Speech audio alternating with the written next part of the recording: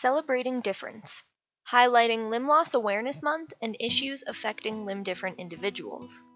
April, among many other things, is Limb Loss Awareness Month, honoring those who live life with some assembly required.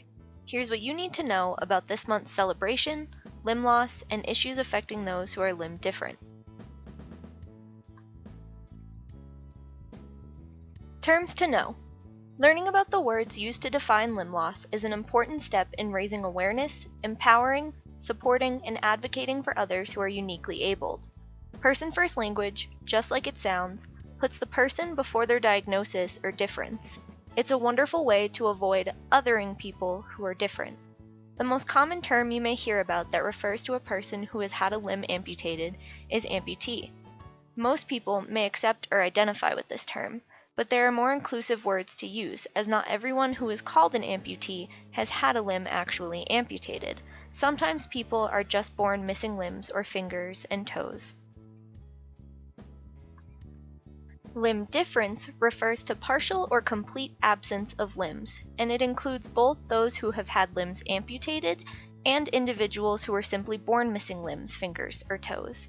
You should avoid using words like malformation, abnormality, and defect when talking about limb difference. Everyone is unique and different in their own way. There's nothing wrong or abnormal about living a life without limbs, just as much as there isn't anything wrong or abnormal about having all of your limbs.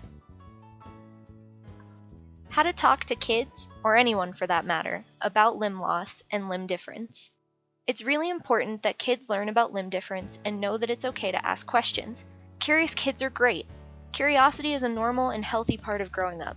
Learning about and understanding the differences that everyone has fosters kindness, empathy, and understanding. Here are some great ways to open up the conversation with your kiddos. Watch movies or television shows that highlight limb difference, or any difference for that matter. A great example is the movie Finding Nemo. Nemo is a great role model for kids and adults. Nemo is capable, kind, and funny. He has the adventure of a lifetime, solving problems and making friends along the way. His lucky fin doesn't hold him back, as some people might say. He simply has to find a way to do things that works for him, just like anybody else. Nemo's dad loved Nemo, but he let his worries get in the way of Nemo's growth and independence. The world is a big, scary place, and things that are different can seem scary to kids. And no one wants to offend others, but it's important to allow your kids to ask questions and talk about limb difference. Otherwise, kids might feel that difference is bad or weird or any other number of negative things, when simply it's a fact of life. We're all different, and it's something to be celebrated, because difference is beautiful, cool, awesome, and all sorts of other wonderful things. If you see someone who is limb different while you're out and about, if you don't have the time to talk to that person, talk to your kids about it. Don't ignore it. Talk about how cool their prosthetic or their limb difference is, and emphasize that we're all unique and different. Some people have blonde hair, some people have brown, some people have green eyes, and some people have blue. It's the differences that make us special. If you do have time to speak with someone who is limb different with your kid, and they're willing, encourage your kiddo to speak to them. If that individual doesn't have time to talk about it, tell them that it's okay and you're proud of them for asking. Remind them that it's great to ask questions with kindness, but you might not always get the answer from that person, and that's okay too. Tell them what you can about limb difference so that they can understand it a little bit more. Fast facts about limb difference and limb loss.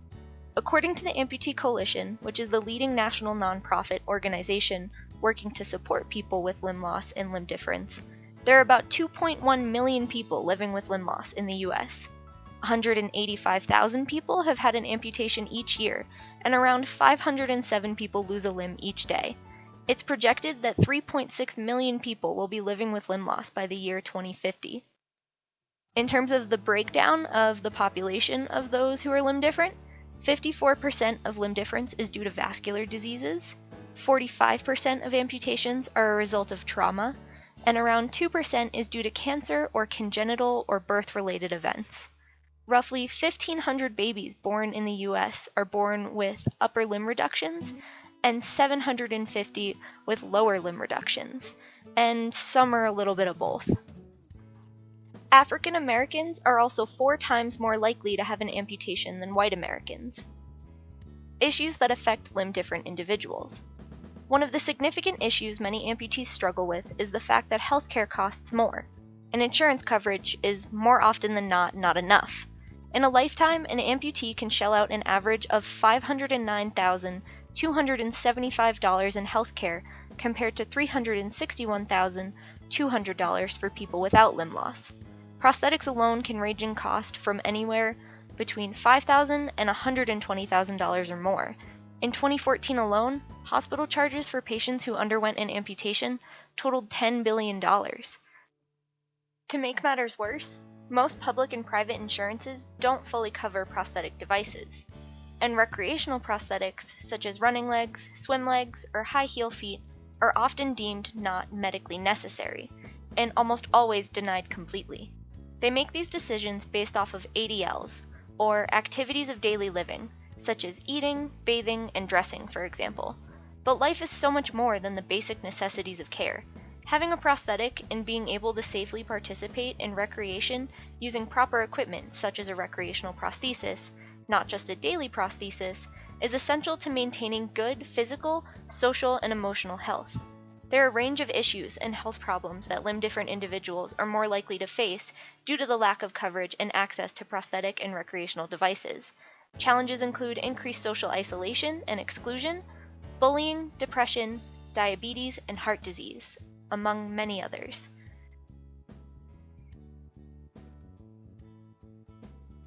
What you can do to help, resources, and continued learning. Limb Loss Awareness Month is incredibly important. It creates a space and platform for those who are limb different to raise awareness of the issues they face and educate and support one another, as well as educate the general public.